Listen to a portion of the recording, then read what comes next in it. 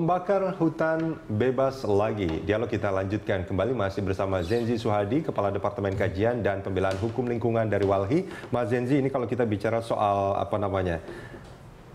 kebakarannya dulu luar biasa. Ya. Itu kalau kita melihat ini dari catatan kami ada 19 orang yang paling tidak secara langsung maupun tidak langsung meninggal dunia.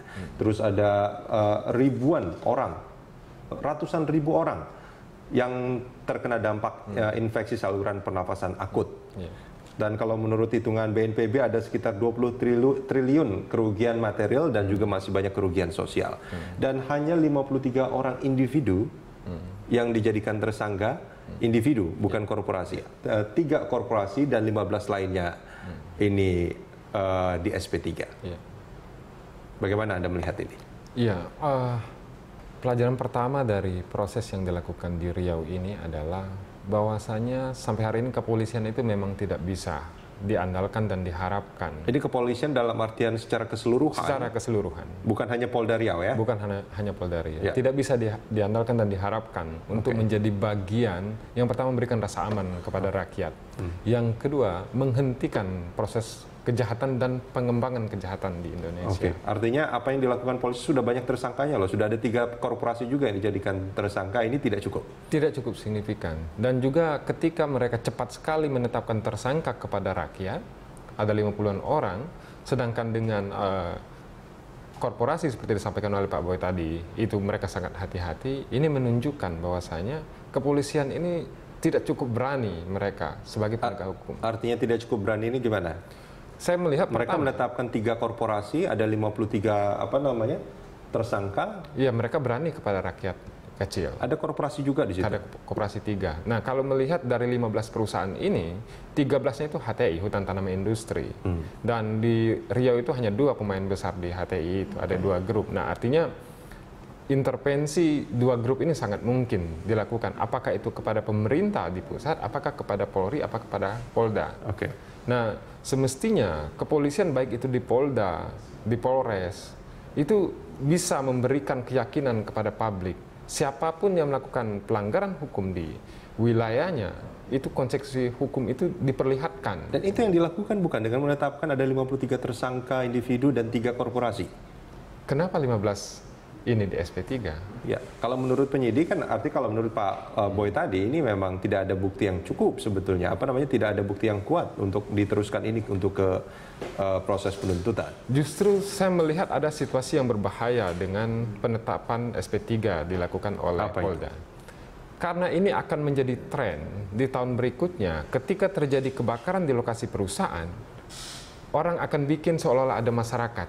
Baik itu masyarakat benaran ataukah perusahaan sendiri yang menyuruh orang untuk seolah-olah ada konflik. Apakah modus seperti itu sering terjadi? Modus seperti ini sudah berkembang sebelumnya. Jadi ada orang eksodus untuk melakukan pembakaran kayak begitu. Dan ini diorganisasi oleh perusahaan.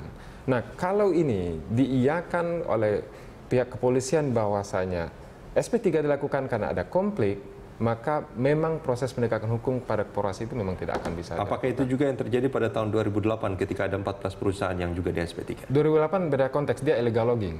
Illegal logging. Nah, yang kedua konteks berbahayanya dari proses SP3 ini dengan alasan ini wilayah masyarakat, kedepannya perusahaan akan gunakan kepolisian terus, gunakan kebakaran terus untuk mengusir masyarakat yang berkonflik dengan mereka. Bisa jadi besok ada memang wilayah masyarakat dirampas oleh perusahaan, kemudian perusahaan bakar wilayah itu, baru kemudian masyarakat yang tetapin tersangka. Ini bagian untuk mengusir masyarakat. Yang kedua terhadap keterangan dari Pak Boy tadi, semestinya pemeriksaan dari mana api itu di pengadilan nanti.